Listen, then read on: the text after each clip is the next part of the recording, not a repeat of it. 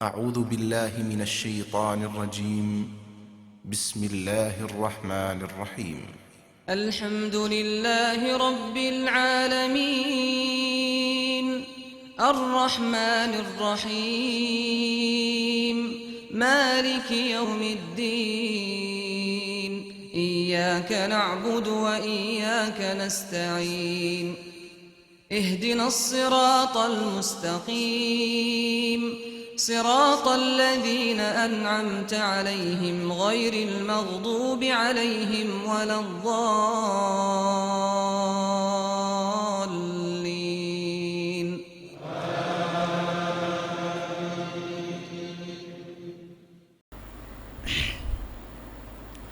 الحمد لله والصلاة والسلام على رسول الله محمد وعلى آله وصحبه وأهل بيته ومن تبعهم بإحسان إلى يوم الدين. أما بعد. அன்பிற்குரிய சகோதரர்களே, இன்று அரபாவுடைய தினம். அரபாவுடைய தினத்திலே நோன்பு நோற்பது ஹாஜிகளை தவிர்ந்தவர்களுக்கு சுன்னத்தாகும். ரசூலுல்லாஹி ஸல்லல்லாஹு அலைஹி வஸல்லம் அவர்கள் ஸௌமு யௌமி அரஃபத கஃபாரத்துன் லிஸ்ஸனத்தில் மாலியா வல் பாக்கியா அவ் கமா கால அலைஹிஸ்ஸலாம் என்று சொன்னார்கள். அரஃபாவுடைய நாளையில் நோன்பு நோற்பது சென்ற வருடத்துக்கும் வருகின்ற வருடத்துக்கும் அதில் உள்ள பாவங்களுக்கு பரிகாரம் என்றார்கள். சிறு பாவங்களை அல்லாஹ் அதன் மூலம் மன்னிப்பான். அரஃபாவுடைய நாள் நோன்பு என்பது ஹாஜிகள் அரபாவிலே தங்குகின்ற நாளையில் பிடிக்கின்ற நோன்பு. ஒரு காலத்தில் இன்று அரபாவுடைய நாள் என்பது நமக்கு தெரியாது. காரணம், அதை அன்றே தெரிந்து கொள்ளக்கூடிய வாய்ப்புகள் இல்லாத காலம். ஹஜ்ஜுக்கு சென்றவர்கள் 3 மாதம் 4 மாதம் கழிந்தபின் கப்பலேறி ஊர் வருவார்கள். நாங்கள் வெள்ளிக்கிழமை அரபா எடுத்தோம் என்று சொல்வார்கள். அப்போது நாங்கள் சொல்வோம், நாங்கள் ஞாயிற்றுக்கிழமை அல்லது சனிக்கிழமை தான் அரபா எடுத்தோம் என்று சொன்னோம். காரணம், எங்களுக்கு தெரியாது. ஆனால் இப்போது நாங்கள், எனது மச்சான் மாமா ஹஜ்ஜுக்கு சென்றுள்ளார், அவருக்கு கோல் அடிக்கிறேன். அவர் சொல்கிறார், நாங்கள் அரபாவிலே இப்போது உபன்யாசத்தை கேட்க தயாராகிறோம், அரபாவிற்கு வந்துவிட்டோம் என்று சொல்வார். அது பக்கத்து ஊர் மாதிரி, எமது பக்கத்து ஊர் மாதிரி. சந்திர மண்டலம் அல்ல, செவ்வாய் கிரகத்தில் இல்லை, நாங்கள் ஒரு பூமியில் இருக்கின்றோம். அல்லாஹ் இந்த ஹஜ்ஜு பெருநாளை ஒரு இடத்தை மையமாக வைத்தே வைத்திருக்கிறான்.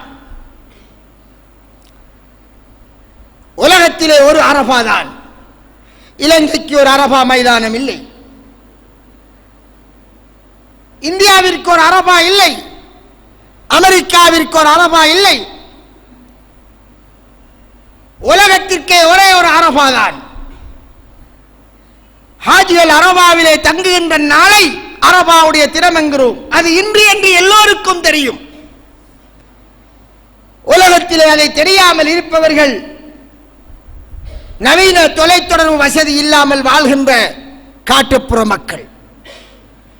அவர்கள் என்ன செய்வார்கள்?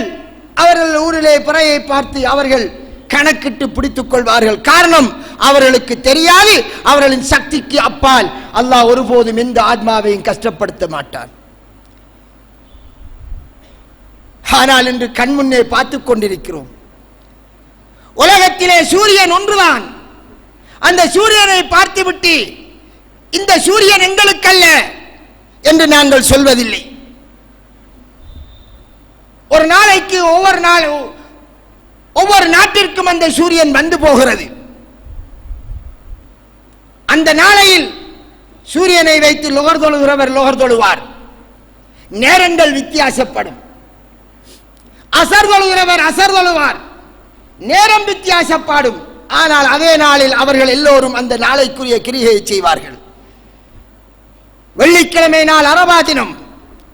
இன்று நோன்பு நோற்பது சுன்னா. எங்களுக்கு அரபா இல்லை என்று நாங்கள் ஹாஜிகள் அரபாவை விட்டு வெளியிறங்கி 34 மணித்தியாலத்திற்கு பின், அதாவது அவர்கள் அறுத்து பலியிடும் பெருநாளையும் கழித்ததன் பின், நாங்கள் இன்றுதான் எங்களுக்கு அரபா என்று இப்போது கூறுவது கண் முன்னே சூரியனை கண்டுவிட்டு சூரியன் இல்லை என்று சொல்கின்ற மாதிரி. அது மேகத்தால் மறையவில்லை, கண்முன்னே தெரிகிறது. பார்க்கிறோம், கேட்கிறோம், நான் காணவில்லை என்கிறேன். இது ஒரு விசித்திரமான வாதம். அன்பிற்குரிய சகோதரர்களே, ஒரு கேள்வி கேட்கிறார்கள். என்ன கேள்வி? ஹாஜிகள் அரபாவிலே இன்னும் தரிக்கவில்லை, அதற்குள் 3 மணித்தியாலத்திற்கு முந்தி நீங்கள் எப்படி நோன்பு நோற்பீர்கள்? இது ஒரு பெரிய கேள்வி. அவருடைய பார்வையிலே ஹாஜிகள் இன்னும் அரபாவிற்குள் வரவில்லை, இன்னும் 3 மணித்தியாலத்தின் பின்னர் தான் வருவார்கள், நீங்களே நோன்பு நோற்பீர்கள் என்று கேட்டார். அவருடைய கேள்விப்படி, அவருடைய கேள்வியை ஒரு வாதமாக அவர் வைக்க வேண்டும். அந்த கேள்வி கேட்பவருடைய குறிக்கோள் என்ன?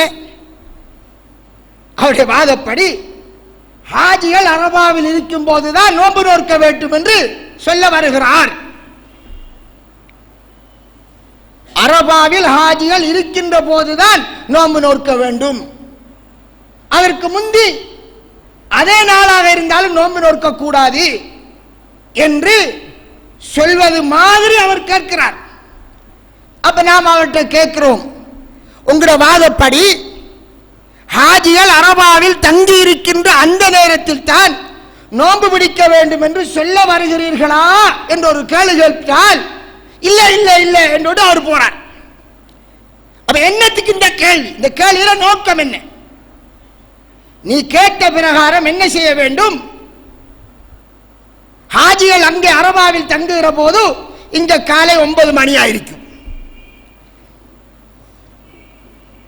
ஹாஜிகள் அரபாவில் இருந்து வெளியிறங்குகிற போது இங்க இரவு 9 மணி ஆகும். அப்படி என்றால் காலை 9 மணியிலிருந்து இரவு 9 மணி வரை நோன்பு பிடிக்க வேண்டும் என்று சொல்ல வருகிறாயா என்று கேட்டால், இல்லை என்று சொல்லிவிட்டு ஒரு இடுவாம்புக்காக ஒரு கேள்வியை கேட்டுவிட்டு ஹாஜிகள் அரபாவில் இருந்து வெளியிறங்கியதன் பின்னர் இந்த முறை 34 மணித்தியாலத்திற்கு பிறகு நோன்பு பிடிக்கிறார். நமக்கிட்ட 3 மணித்தியாலத்தை பற்றி பேசினவர் அதே நாளில் இதே வெள்ளிக்கிழமை அல்லாஹ் பூமியை தட்டையாக படைக்காமல் உருண்டையாக படைத்ததால் ஊருக்கூர் நேரம் வித்தியாசம் பெறும் என்றிருக்க, அதே நாளில் நாம் நோன்பு பிடிக்கிற போது சில மணித்தியாலம் முந்தி நோன்பு பிடித்ததால் நாளொன்று அதை மணித்தியாலத்தை காட்டி கேள்வி கேட்டவர் எப்ப பிடிக்கார்? 34 மணித்தியாலத்துக்கு பிறகு ஞாயிற்றுக்கிழமை பிடிக்கார். உண்ட கேள்வியோட நோக்கம் என்ன?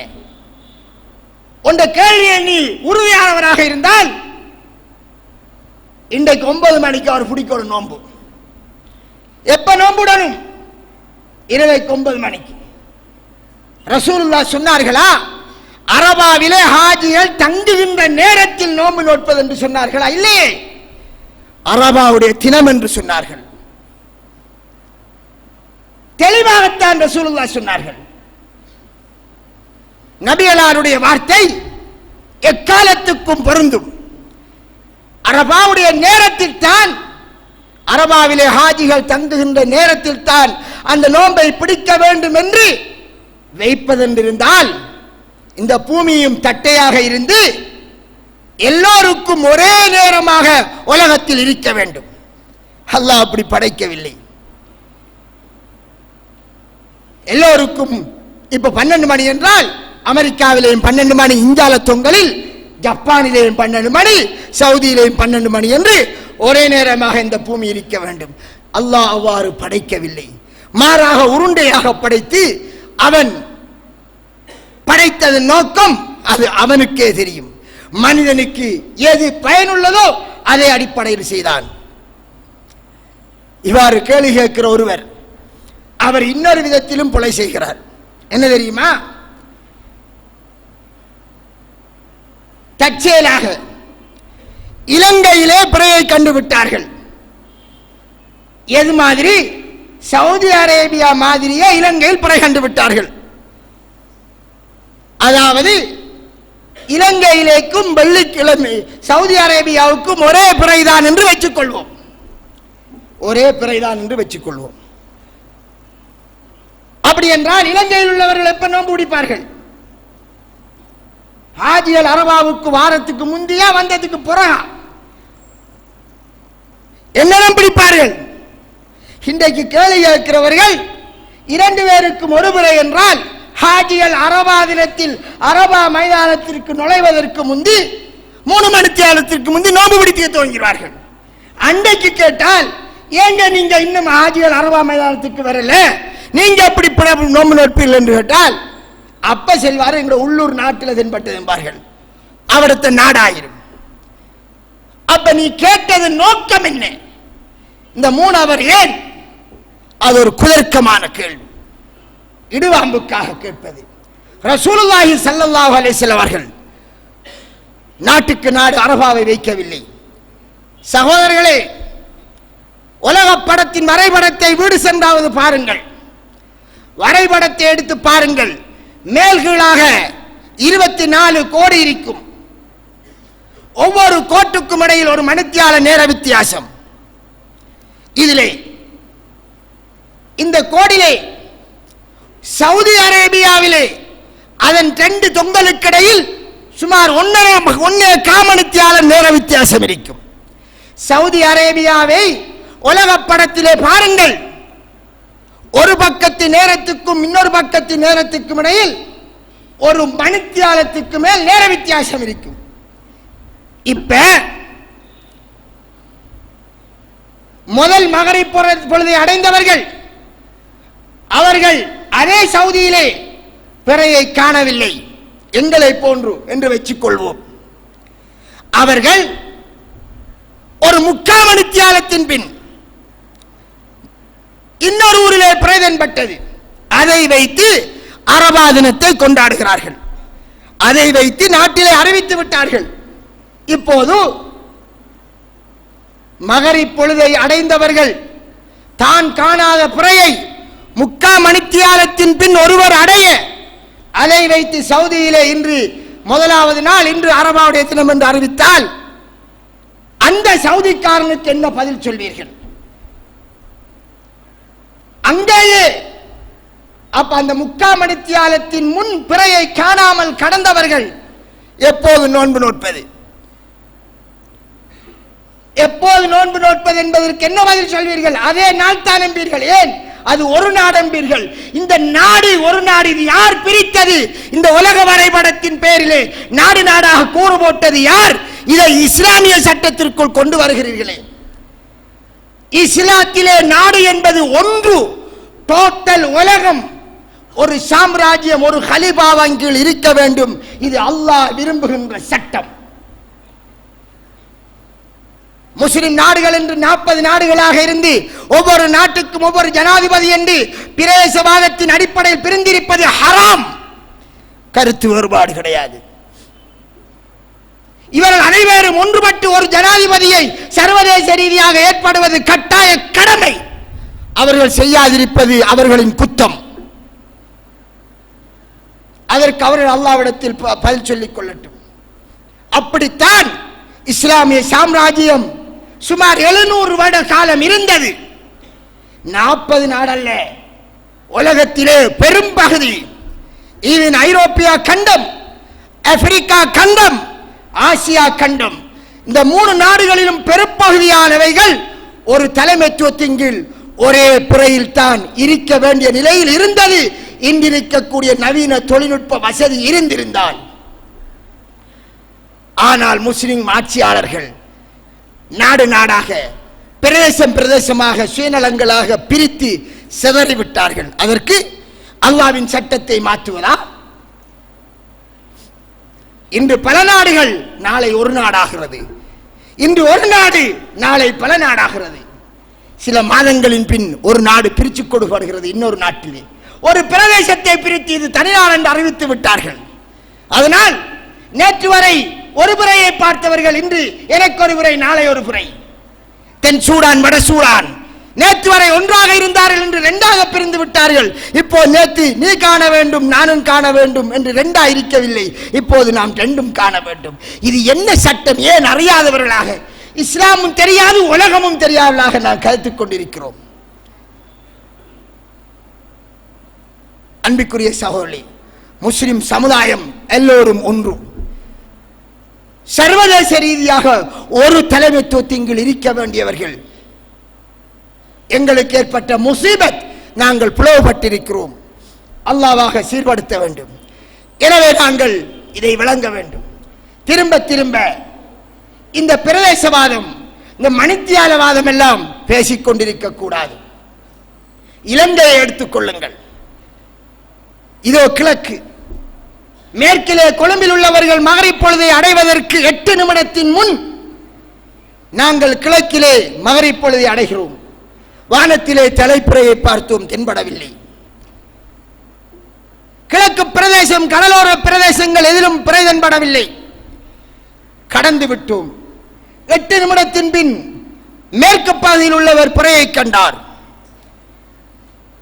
இப்போது மேற்கில் உள்ளவர் நாம் காணாமல் கடந்து சென்ற பிறையை அவர் கண்டார். அவர் கண்ட அதே பிறையை நாம் காண்பதென்றார் அடுத்த நாள் 24 மணித்தியாலத்தின் பின்னர் தான் நாம் காணப்போகிறோம். அடுத்த நாள் தான் காணப்போகிறோம். இதுதான் யதார்த்தம். இந்த வேளையில் நாம் மகரிப் பொழுதை அடைந்தோம், பிறையை காணவில்லை, கடந்து சென்று விட்டோம். எப்படி நாங்கள் எங்களுக்கு பின் இரவு பொழுதை அடைந்து மகரிபை அடைந்தவர்களின் கண்ட பிறையை நாம் எப்படி எடுப்பது? நாங்கள் தானே காணாமல் கடந்து விட்டோம், எப்படி எடுப்பது? எப்ப எடுக்க வேண்டும்? உங்களுடைய வாதப்படி, உங்களுடைய வாதப்படி நீங்கள் எடுக்க வேண்டும் அடுத்த நாள். முதல் மகரிபை அடைந்தவர்கள் காணாத பிறையை பின்னர் மகரிப் பொழுதை அடைந்தவர்கள் கண்டால் அதன் பின்னர் காண்பவர்கள் தான் எடுக்க வேண்டும் என்று ஒரு வாதம் வைக்கிறார்கள். இவ்வாறானவர்களின் வாதப்படி உலகத்தில் அனைத்து நாடிலேயும் பிறை தென்பட்டால் அங்கே 2 பெருநாள் தான், ஒத்துமை வராது. இலங்கையில் கிழக்கு வேறு மேற்கு வேறு, நாடை வைத்து ரேகை போடவில்லை ரசூலுல்லாஹ், இந்த கோடுகீறி பிரிக்கவில்லை.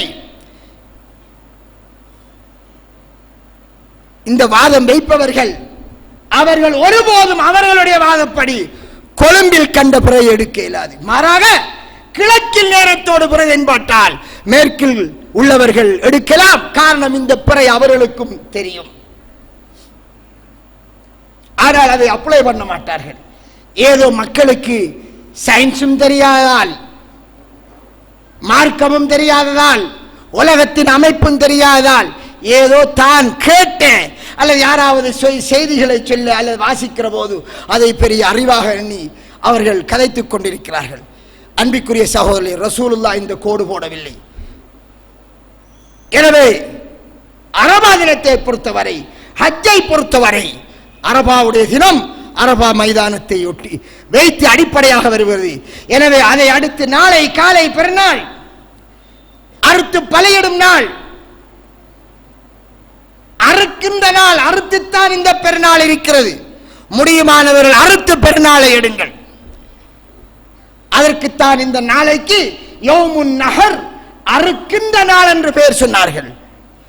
பெரும்பாலும் ஹதீஸ்களிலே 11ஆம் 12ஆம் நாட்களில் ரசூலுல்லாஹ் அறுத்ததாக ஹதீஸை நாம் காணவில்லை. அதை சாப்பிடலாம், ஆனால் அடிப்படையில் அறுக்க வேண்டிய நாள் இந்த நாள் தான். இமாம்கள் சொல்லி இருக்கிறார்கள் அவர்களுடைய ஆய்வின் அடிப்படையில் 12 மறுக்கலாம், 13 மறுக்கலாம் என்று. அது ஒரு சர்ச்சையான விடயம். ஆனால் உண்மையில் அறுக்க வேண்டியது யௌமுன் நஹர், அறுத்து பலியிடும் நாள். அதன் மூலம் பெருநாள் வர வேண்டும். முடியுமானவர்கள் ஒரு ஆடை வாங்கி அருங்குங்கள், இல்லையா 7 பேர் சேர்ந்து மாடை அருங்கள். அது எப்போது? உலகமெல்லாம் ஒரு நாள். எல்லாவற்றிலும் சமுதாயம் ஒற்றுமையை விரும்புகிறது. இந்த ஹஜ்ஜிலாவது ஒற்றுமை வேணாமா?